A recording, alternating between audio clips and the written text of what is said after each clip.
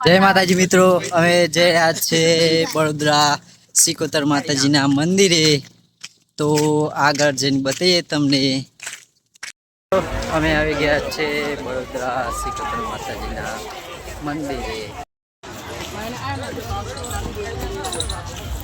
મિત્રો આવી ગયા છે અમે બળોદરા સિકોતર માતાજીના મંદિરે.